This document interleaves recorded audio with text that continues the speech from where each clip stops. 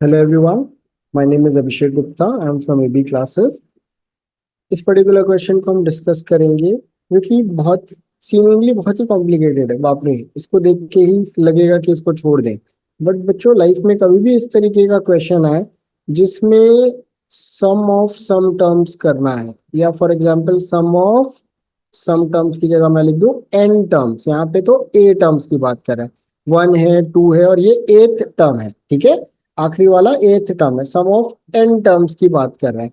तो कभी भी हमको ऐसा क्वेश्चन डील करना पड़े तो सबसे आसान तरीका क्या है इसको सॉल्व करने का? सबसे आसान तरीका है हम सिर्फ एक सिंगल टर्म उठाएंगे, which is the first term. अगर इसमें इस पूरी सीरीज में सिर्फ एक टर्म होता तो सम किसके बराबर होता? वन फैक्टोरियल, वन का square is one, three into one is three and one, तो ये थ्री, फोर और फाइव। तो अगर ए वन होता तो सम हमारा आता फाइव, राइट? तो हम चेक करेंगे चारों ऑप्शंस में कि किधर पे ए वन डालने पे सम फाइव आ रहा है। तो इस ऑप्शन को देखते हैं, पहले ऑप्शन को। टू फैक्टोरियल इंटू फोर, तो ये तो एट हो गया, ये तो गलत हो गया। दूसरा देखते हैं, one plus two which is three factorial which is six, हमको चाहिए फाइव, तो ये भी गलत हो गया। थर्ड ऑप्शन देखते हैं हम, one plus one two factorial into one plus three four minus three, तो ये eight minus three turns out to be five.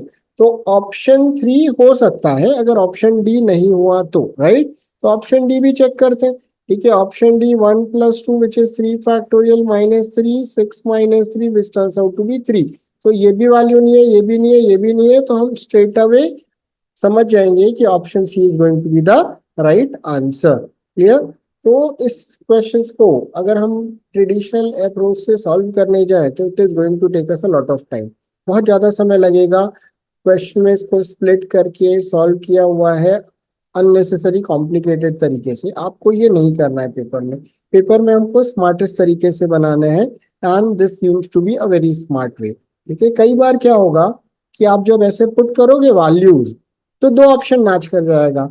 तो अब आप उसके बाद क्या करोगे? आप क्या करोगे? ए इज इक्वल्स टू टू, मतलब हम सीरीज में दो टर्म ले लेंगे, ठीक है, और हम नया सम निकालेंगे first term plus second term का। ठीक है, और ऑप्शन में ए का वैल्यू टू पुट करेंगे, जो इस सम से मैच करेगा वो डेफिनेटली आंसर होगा।